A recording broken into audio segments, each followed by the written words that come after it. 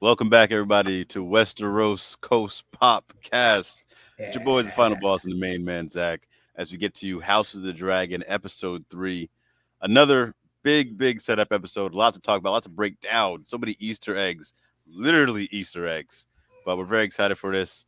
Zach, how you doing this week, man?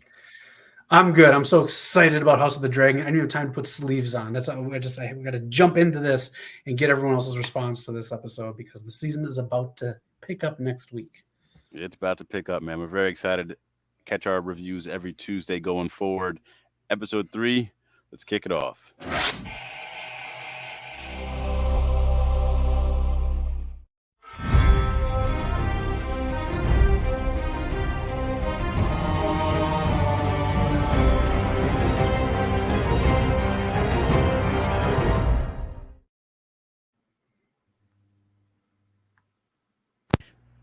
What are your thoughts, man? The burning mill with a million burning questions, and I hope your loins aren't burning like Amon's after this episode. It was a slow burn episode, so it's fine, and it is nice for a Sunday night television show that is Game of Thrones because a lot of that episode was slow. Just a few things would happen every episode. So this one it took me out a little bit of the hype and getting back into it. So next week I'm looking forward to. But we're talking about this week and the end. As you see in the thumbnail, that's the big thing that happens this week as the rest sets up the whole season.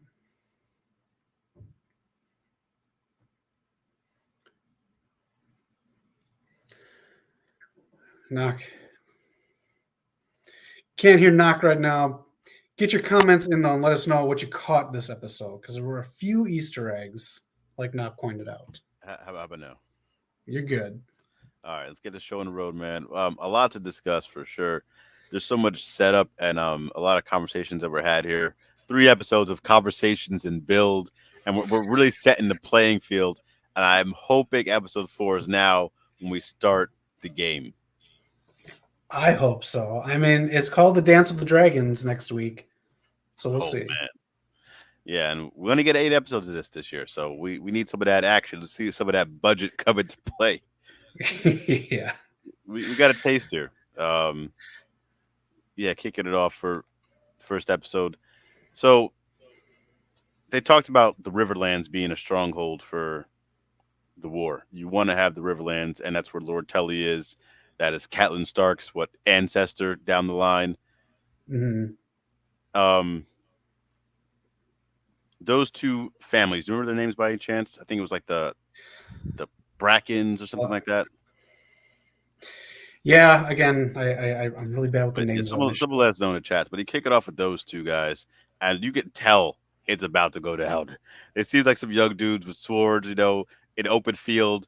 Some shit's about to go down. I didn't know we was gonna get to a battle like that. You talked about saving the budget. Boy, did they just they just skip the budget entirely. Everyone lay down.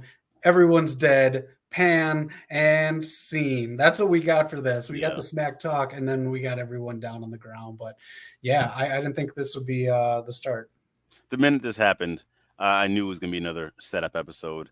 I was like, all right, Yeah, here we go. Game of Thrones, the original series, did get away with doing this type of stuff early on. Like you build up a big battle, and it was kind of like just showing the end of it. That yeah. even like with Rob Stark's victories.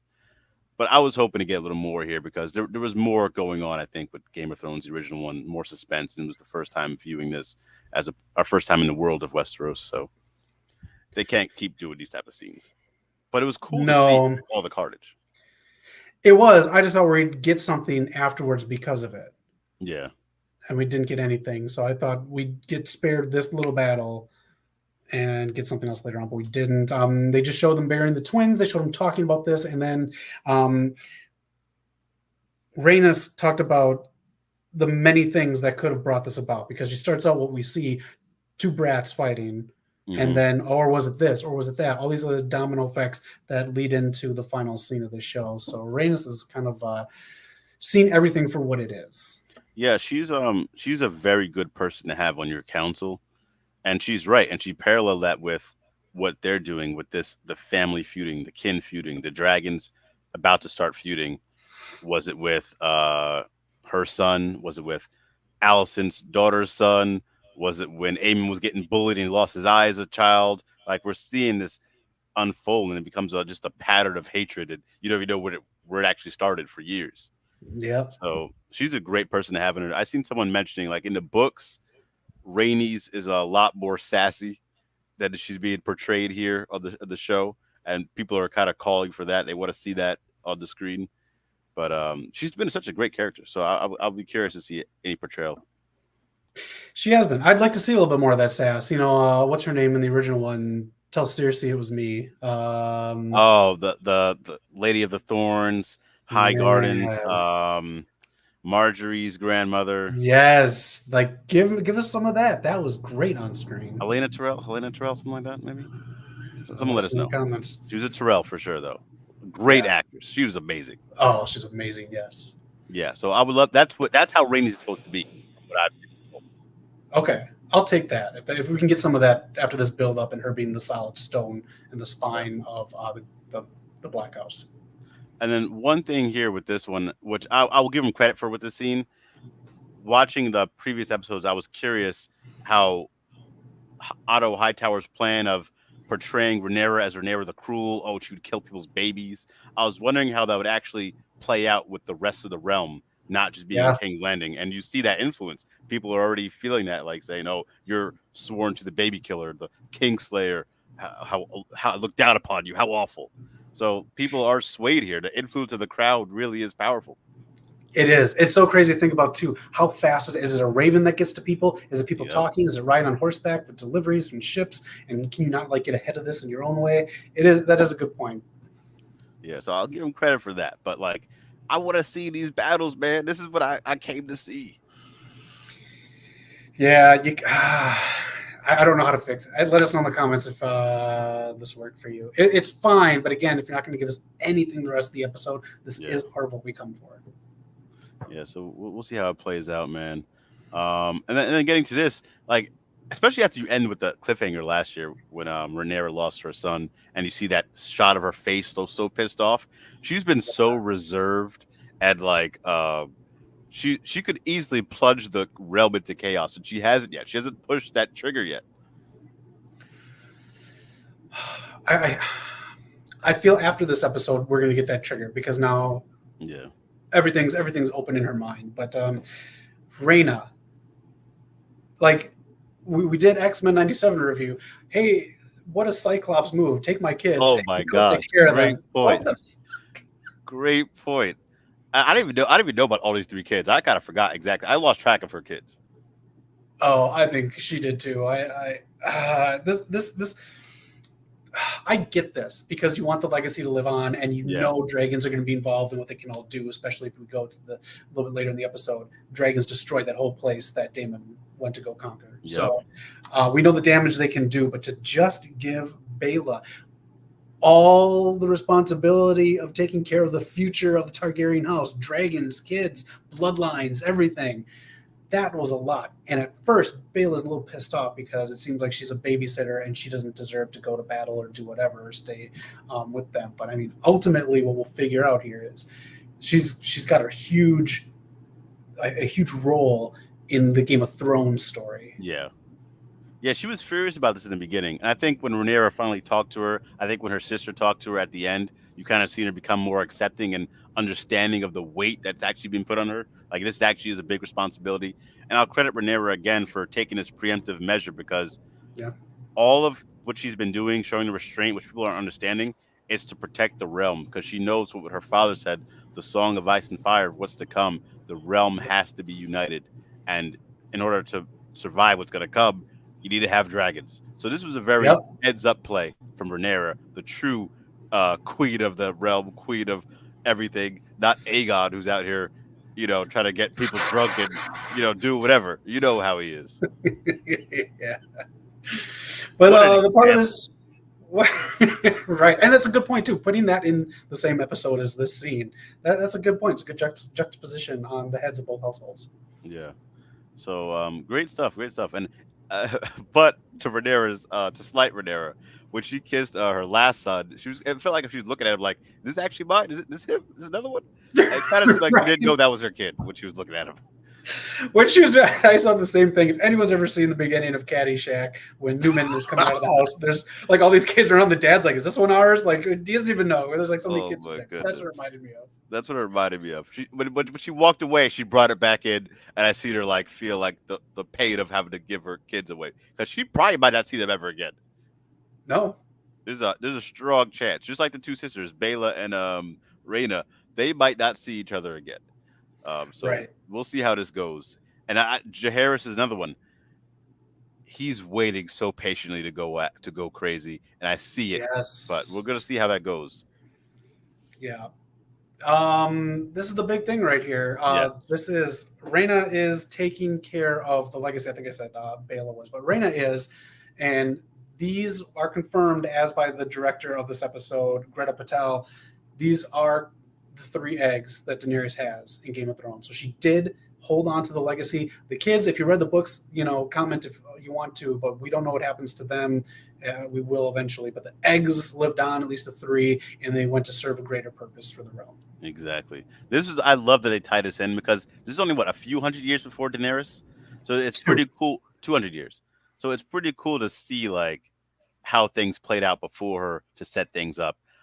There's a lot of questions and controversy with this scene, so I'll kick it off with the first thing. There's Okay. 4 eggs. Daenerys only gets 3. So the big question mark, if you want to read the books, anyone in the chat, Zach, if you have any ideas, where does that dragon egg go? It's an omelet. It could be an omelet. It could be lost in the wind somewhere. It could have hatched and become some dragon that we never seen, but they never capitalized on the actual show, so we don't know, even if it didn't matter. So it could just been a dragon that just um that one of the other characters from the books was able to possess that they didn't really go into with the books. Kind of like the Yeah. gold company I kind of talked about that I referenced before. Yep.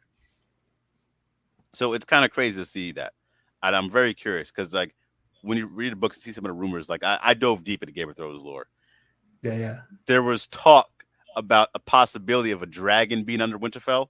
So when the season Oh finale, the original series yes. was happening, like people were wondering, oh, could this be the freaking dragon?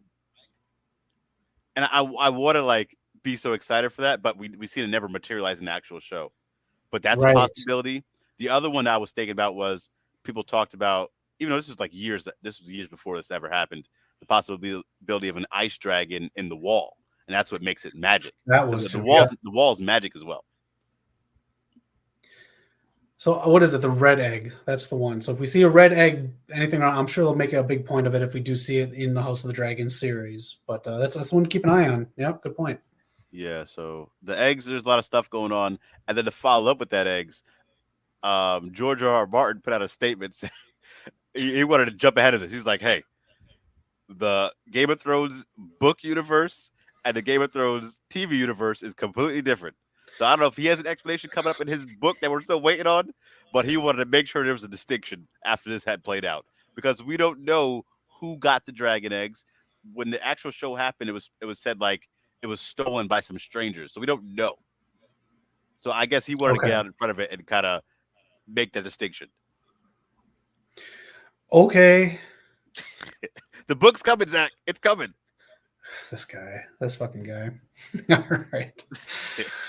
He's working on another prequel series other than the two that are already in development and Yep. the one that's filming. Like, just chill and write the book and be done. Then kick back and work on these projects. Don't forget, he's possibly working on that Elden Ring movie that they're trying to make as well. Oh, that's right. So hey, the book's coming, Zach. You're gonna get it, man. I don't know what's gonna happen before that book gets here, but it'll come. I'm gonna. I don't know. I don't want to. Whatever. Yeah. Next slide. Get out of here. That's good stuff, though. A lot of good stuff. So let us know in the chat what you guys think. So yeah, Bayla on the left, Reina on the right. Yes. This is another one where I'm not too sure the different what do you call it? The different family lineages. Because I thought last week Bayla was Daemon's daughter, right? Right. So these two are the daughters of Daemon. They're both of them. I don't know if I still have it up here. That's what I wanted to know. Out. Dang it. I took out the family tree. I get confused. The daughters of Daemon, and then who are the daughters of Corlys and Rhaenys? Like, so I don't know where those people are and how that works. Um, it's funny. The daughter that didn't want to go is the one with the big responsibility, and the daughter that stayed is the one that understands the depth of the responsibility. Yeah. Yeah. So I mean, hopefully we get more of Bela because she's a dragon rider. And I mean, that kind of sucks. Like Rada, you're not a dragon rider, but take care of these eggs. You don't get to do the cool Mhm. stuff, but your sister does. But shout out to Bela for being a strong character, and I want to see more of her.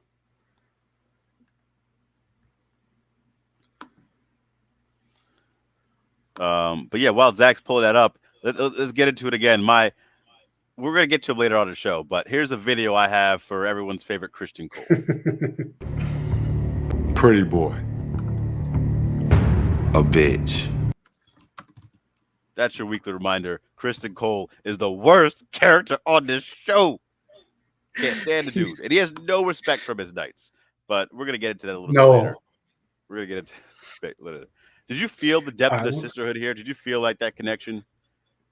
I just wanted. I I didn't get felt much the screen time. start of it. I felt the Okay. start of it. I hope they're in it more because them and Jason, the other kids, I again, we're starting to feel it, so I'm not really gonna feel any connection to them if they do die. That's the thing. So yeah, we'll see how that goes. And then we're getting to the Luigi's Haunted Mansion. Yes. David Targaryen showed up in here, ready for battle. Finally, he's been itching to fight Zach, and they offered He us some has. dinner. It was so nice. This guy was so just, hey, I'm just here to eat dinner. Here's my credit card. Here's my wallet. Don't shoot. This guy, I could relate to him, but also he was in the most busted up palace I've ever seen. So what did he really Okay, have to give up? so I'm glad they did this because I kind of touched on it last week when I thought it was going to happen later on, but it was actually Aegon the Conqueror who did it. So Harrenhal, when Okay. Aegon the Conqueror came over to take over everything, the king of Harrenhal, I think they call him Harren the Black.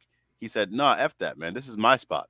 So Aegon burnt him and his entire bloodline to a crisp in this castle, one of the biggest castles in Westeros at the time. So that's the castle we're at here, where Damon had arrived. Okay. I'm guessing when that happened, like it became haunted, like something else, when the freaking Game of Thrones lore had occurred here, and they also, and you'll see later on in the episode, they have one of those trees that They is do. around the wall. So that's interesting as well. So there's a lot of stuff going on here. I'm glad we got to see Harrenhal because I only knew it from the books that it got burned to a crisp. Yeah. Yeah, it's like I can't tell if this is like a big fixer upper or if it's like you said haunted. So there's a lot of mystery here. Damon seems to be very let down, but he also knows that this is kind of one of the pieces that he needs. So again, not enough explanation given in this episode for me about this. More of a setup scene. So I guess we'll see. Yeah, more of a setup scene. I think it would have been cool to see like maybe I don't think I did a flashback. I don't know if that would have worked in the show, but like to see Yeah. like back in the day how it got put in this state. But they did have some dialogue where they talked about freaking Clubfoot over there, Laura Strong, and how this is his family. No one believes in him. No one. They all know about his like what he did because he's the one who burnt his family, his dad and his brother in the Yes. house. So they all know that. And that's why I said, "Hey, we're with you." I'm glad they touched on that because like I can't stand Laris first of all, but Mhm. I'm glad somebody knows. And also the thing he said where he was like, "This place hasn't been on fire. It's been damp. It hasn't been on fire since it got burnt down hundreds of years ago. It's been damp ever since." So it was Laris, and I'm glad they all know that. Yeah. This was, I guess, a big thing here. I enjoyed it. Yeah, Having Millie Alcock come back and reprise her role as the version that Damon cares about of Rhaenyra. I think he's bitter at the newer, older version, and this is the one that he cared about and not to be gross, but kind of lusted after. So this is the one that was in his soul and in his heart. And then we see on the right, after he snaps out of this part, he realizes it's a dream. You will die in this place. Alice Rivers, correct me in the comments if I'm wrong, but that is her name. She is somewhere in between Helena and what's her name from the first one? Melissa, the red-haired. She brought Jon Snow back to life. Melisandre. Yeah, so she's somewhere in between her, those two, like power-wise and seer-wise. Okay. So she is that in this House of Dragons book, and she does play a big role there. That's pretty cool, because I was curious, like, again, when we seen that tree, I was like, oh, so there's some other stuff going on here. Then we seen her, and like I thought, oh, maybe like a three-eyed raven, but she also gave me those vibes of the red priestesses, like Melisandre. Yes. So that's pretty interesting. Yeah, so I'm pretty sure that's her kind of influencing what he's seen, but well, hopefully there's more of her, because if that's the true power that she has, it'd be nice to play with this and give us some more insight as to what's going on with the characters. Yeah, I mean, we'll see, man. And like, as we know, like in original Game of Thrones, when Cersei ran into a person like this, they told her she will get all the power in the world, but never have the crown, and she will lose her 3 kids, and that happened. Now with Daemon on this other hand, I don't know how it's going to happen. Maybe it'll be Aemon in the battle. I don't know. But Daemon is not looking like he's going to leave this place. Nope. Before we move on, I'll do the family tree really quick. But also right there, that is your new Supergirl. She will be in the Superman movie. Almost positive she's filming right now with them. Of course, that's being kept under wraps, and you're just supposed to know that she's doing the Supergirl movie. But I'm pretty sure she's going to be in the Superman movie. Let me get to this. And if you have anything else to look at here, can you see the screen right now? Yeah. Rhaena and Baela are Lena and Daemon's kids. Okay, so Lena, so they're the grandkids of Corlys and Rhaenys then. Because I wasn't too sure how many kids they had, because they had the son that went with Rhaenyra that they think is dead, but he kind of ran off with his boyfriend. Yes. I think, right? Him and his boyfriend made it, because I think, did one of them die? I thought they both made it. Let us know in the comments. I was trying to figure that out when I was watching this. I remember they had like a bit in my mind. It's the. I swear to God, the last thing in my mind is those two making it in a little boat. Okay, hopefully they did. But that's the other thing that happens, because if he did get to go with his boyfriend, who was a knight, I think he was, his dragon is acting crazy. His dragon was Sea Smoke. And as people know, like once you have your dragon and you attach them, you're attached for life. So Rhaenyra doesn't know why the dragon's acting up, but I'm questioning if he's acting up, is it because he actually did die somehow? And now he feels the weight of that. So we're gonna find out what's going on with Sea Smoke, but they gotta address the son running away. Someone has to. And if you know in the chat, let us know if he's still alive or something did happen. Ed Fries, thanks for joining in. Glad to have you with us for this. And of course, Mr. All Power BBL. I'm so old, I don't know what that is, but I'm sure it's naughty. Oh, man. All right, we'll say goodbye to Supergirl, and we'll get to the dragons. I do have a chart at the end showing everyone's dragons that are in play. So we'll look at that as we wrap up the episode. All right, here a lot of things got set into motion. Our king Aegon, a tiny little My Chemical Romance king, wanted to go into battle, and he was told, no, it's not safe. It's not best for business. He has the armor on. Saw some cool renders of what it was supposed to look like in the book, so you can find that online. But your guy Christian Cole with a new haircut. Yeah, he found another rider in Alicent's, was it brother, cousin? It's her brother. I didn't know she had a brother, but that's her brother, Sir Gawain, I think his name is, or something like that. Okay, so that's who he's got now instead of our king, who's gonna go and do something else. But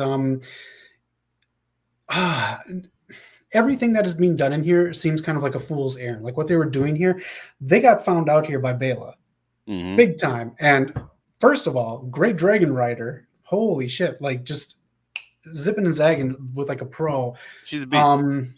Yeah, I've bad feeling they're gonna kill her off in the battle, but I hope not. But that's why they showed off her skills. They've been found out. So yeah. They have, and this whole interaction on top right with Allison and her brother, who Otto rarely ever mentioned, and then Christian Cole just felt like you felt that awkward tension. I felt like her brother kind of knew something was going on between the two, and he kept having those looks. And he can't stand this dude because he replaced his father as the hand. Um, I thought it was I because of something else, but I'm not going to maybe say. both. Maybe it's a few things, but Mhm. yeah, I thought he was more of a serious character when he first came on screen. Then as you see later Yes. on, he just like Aegon. He just wants to chill in the brothel, with a hangout. He doesn't care too much. Now with Aegon and Sir Laris knows what he's doing, man. I think he's jealous. I think he wants to be the hand. I think he's happy being the master of whispers, whatever that means. But I think he wants to Yeah. be the hand to the king. He wants to be the real puppet master. I hope he doesn't get to that point. I can't stand him. With Aegon's armor, that is supposed to be the armor of Aegon the Conqueror. But on him, it just looks Ah. goofy. And I'm glad it Yeah. looks that way because he's not the conqueror. Exactly. And I'm glad they did the whole thing with the stool. And this is obviously 10,000 years before Windex was invented because I don't know how you look at yourself in those mirrors. I was, But yeah, dusty as mirrors. I'm glad you pointed that out because everything was done in here to make him look like this. Yeah. Like he's trying on his dad's clothes or something. And you see it too, like when he's talking to his knights, and they're kind of joking around. I felt like he said seriously, "Oh, I thought you guys were sworn to oath. Now you can't like go to brothels. You can't do this type of stuff." And they were like, "Is he serious? Is he joking?" And then he got serious, Yeah. and then and you see in his face like he tried to crack a smirk, but I think he actually was trying to be serious. But he just knows like his friends like know he's kind of a jokester, so he doesn't really care. Yep. Then that's how he proves There- later on in the episode.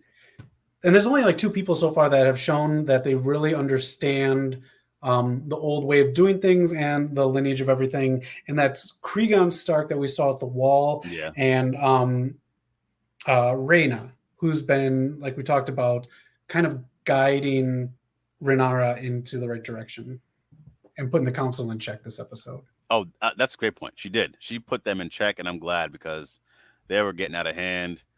They're doubting Renera, so they try to send her off and try to make plans of their own. That's what. So I'm glad Rainey's is there. Yeah. But yeah, so again, solid setup scenes. But I just I want to get it going, get the ball rolling. Yeah. What was this? What was this? Was this fake? Was this guy just a bullshitter? He came in all like, I don't know, man, like cool guy from an 80s movie. He was Yeah. friends with everyone, high five. Was this a joke? Was he bullshitting? Or is he somebody knock?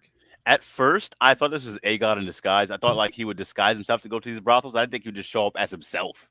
So I thought he would. But then as it got on, I was like, oh, okay, this is a different character. And I started hearing his voice. And he said he's the brother of Viserys, right? He's that kid. So I don't One know. guy bought it, another guy didn't. I didn't know Yeah. what to make of this. Let us know in the comments if you're familiar with him in the book, if I he does think come he's into telling the play. truth though, man. I don't know if we'll see him again or if they have a bigger part in it. Let us know. But I think he's telling the truth.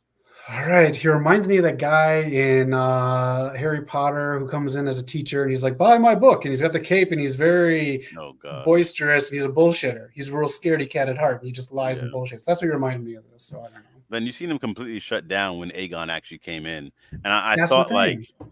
I thought he would have followed him around a little bit. I didn't think like because the way he was looking at him, I thought he was gonna like try to do something. Yeah. And it also begs the question, why is he here? I don't know. I But don't know. yeah. I do think Viserys really does have a brother. And what I believe them where I remember Viserys telling Rhaenyra he would tell his brother about the Song of Ice and Fire, and either his brother Yes. didn't believe it or he didn't really care for it. So if he told his brother that, and then he told his son who this guy is supposed to be, then he would understand that Rhaenyra is the true king and Aegon's the false one because Rhaenyra's trying to protect the realm. So that's why I kind of believe him if that's true. Okay. Well, if A lot word of spreads ifs. fast about things, then this Yeah. guy will definitely spread the word about it if he wants to. That is very true. What is this, bro? You take it. You know, I know you can do whatever you want on HBO, but can we just have some decorum? Can we just assume things are happening? Can we just assume someone is naked or if someone is in a brothel?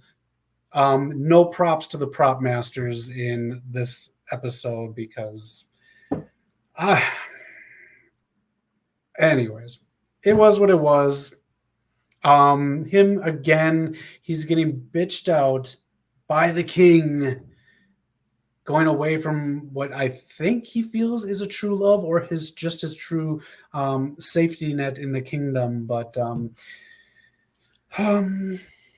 yeah, we kind of understood that he was going to be naked. We didn't need the Mr. Burns It pose. reminded me of like how Tyrion used to speak in the original Game of Thrones. Like Jamie would make fun of him and they'd tease him.